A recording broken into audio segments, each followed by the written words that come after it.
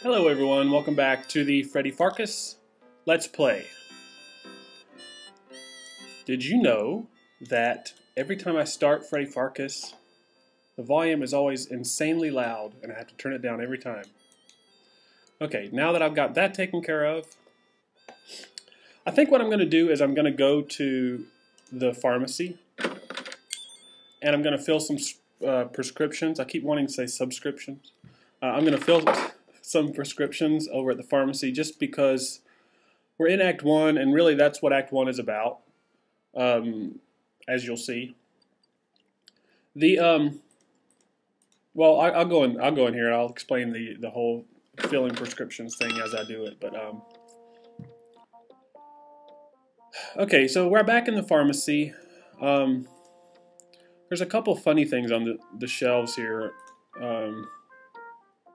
On the lower shelf of the right display case, you keep some old, reliable, steady sellers. Doc Malarkey's Instant Redneck Tanning Fluid, Phlegm Begone Extra Strength Expectorant, Oil of Old Lady Demoisturizer, Flaky Pete's Psoriasis and Dandruff Declumping Unguent.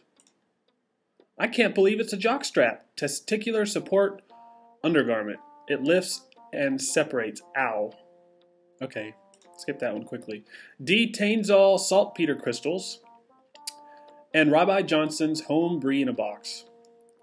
These are pretty funny, actually. I might read them all later. I don't think I'll read them all right now. On top of this cabinet, you have a stunningly arranged display of Old Stuffy's Limp Root Hair Oil Cream in the 8-ounce, 16-ounce, and giant 64-ounce Baby Huey jars, as well as a few dusty boxes of Rustler's Stove chocolates. Rustler's Stove, the standard of drugstore chocolates for over half a century.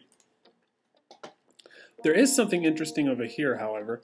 Here on top of your reduced table, Madame Gazonga's Parfum d'Eau, Springtime Fresh Scent.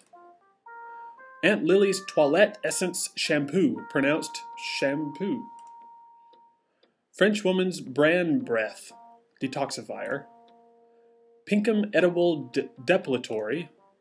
Hollywoodland Ruminant Suppressant. Hollywood stars don't chew their cuds. Why should you? Gross. The new Epi Sheep Easy Shearer. And Preparation G, though you don't always have that on hand. But you do have it on hand right there. It's a tube of Preparation G, the Wells Fargo wagon driver's friend for over half a decade. So we do need that, so I'll pick that up. You pick up a tube of Preparation G in the handy 25-ounce Krabby Elephant size. Okay, let's go in the back, and that should trigger our first customer of the day. Woot, here she comes. Right on schedule. Frederick! Why, Miss Prim, you sure are looking purty today. Now, Frederick, you can call me Penelope if you please. After all, I think we're to that point in our relationship. She must be talking about the hayride you both went on last month, or the square dance you both went to last week, or the cow-tipping expedition you both went on last night. Well then, to what do I owe the pleasure of your company this fine morning? This isn't a social call, I'm afraid. I have this rather important prescription Doc Gillespie gave me. I was hoping you could fill it as soon as possible. My pleasure, Penelope. All right, so she gave us her prescription, which we will take a look at. It says Penelope Prim, 4 milliliters Tylox Polonide orally, twice a day for 5 days. Why, the poor dear, she must be suffering from the vapors, those injurious exhalations produced within the body, creating feelings of hypochondria and depression. The prescription is in Doc's usual scrawl and smells of whiskey, so you know it's authentic. Yeah, the Doc is. We'll meet him later. He's kind of drunk all the time. He's not a very good doc. I wouldn't want him doctoring me. He's not a very good doctor, but I guess he gets things done. So you study Penelope's prescription and prepare to carefully fill it. You wouldn't want to make a mistake with her medicine. Okay, so we walked in the back room and we have the medicine. I guess laboratory here. This is where Freddy concocts all of his prescriptions and makes his prescriptions and that kind of thing. The prescription system in this game is the copy protection. And I guess back in 1993 when this game was designed, it probably worked pretty well in that what you have to do is you have to take this prescription here. I think it was Tylox polynide. Yeah, you have to look that up in the manual, and that will tell you how to make it, given the ingredients that you have on your shelf here. And so if you look that particular prescription up, it says that there's a substitution for Tylox polynide, and it's this medicine right here, peptidylmycin tetrazole. So basically what you have to do is make 40 milliliters of this substitute instead of whatever it called for in the prescription, because that's nowhere up here. So what we do is we take the graduated cylinder and put it on the counter, and then we take the medicine and click on it, and every time you click on it, it pours 5 milliliters into the cylinder. The prescription called for 40 milliliters, so there we've got 40. So I'll put this back, and this one's simple. All you have to do is just take that 40 milliliters, put it in an empty medicine bottle, which is what I just did there, and then take a cork and cap it. You carefully label the container Miss Penelope Prim for internal use only. And what internals they are. You dream about them day and night. Okay, so just for the fun of it, and to make sure we got it right, I'm going to save the game here real quick.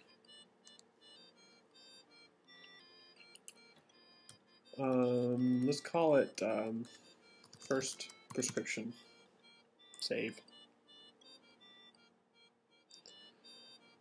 And once it saves, okay. Now let's just make sure we have the right prescription. So let's just try a little bit of it, because what can it possibly hurt? We're just trying a little somebody else's medication. It can't possibly hurt us. You sip the medication. Unfortunately, the first rule of the Old West medicine chest is never trust nobody else's prescription. So, sorry to say, that's how Freddy Pharkas done up and died. Taking medication he didn't need were the death of him, and it weren't long afterwards that coarse gold fell into the hands of gold darn it, I'm too choked up to tell you how it ended. So, we see, I don't know what happened. I don't know what happened to him there, but the second rule of the Old West medicine chest, never drink your own mistakes. So yeah, not the right thing to do. And that's probably pretty obvious, but I just wanted to show you guys that.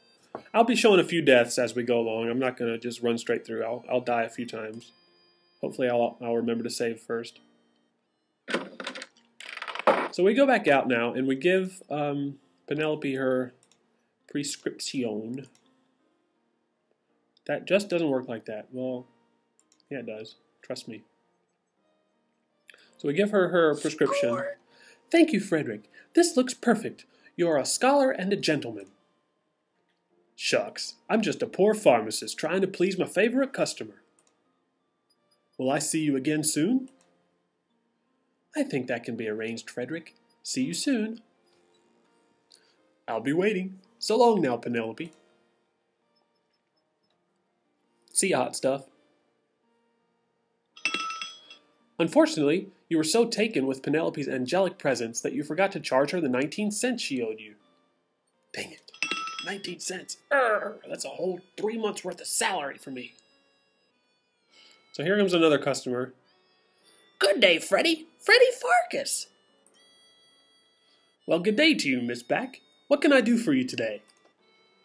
Well, Freddy Pharkas, Doc Gillespie, that no-good, gin-soaked, sodden old lush, wrote me this damn prescription that'll probably cost me an arm and a leg. Here, take this prescription. The rot gut from that old wino doctor is making my new ensemble stink to high heaven. So we now have prescription number 2, which I will have to fill in the next video because we're just about out of time on this one. So join us in the next video, guys. Thanks for watching.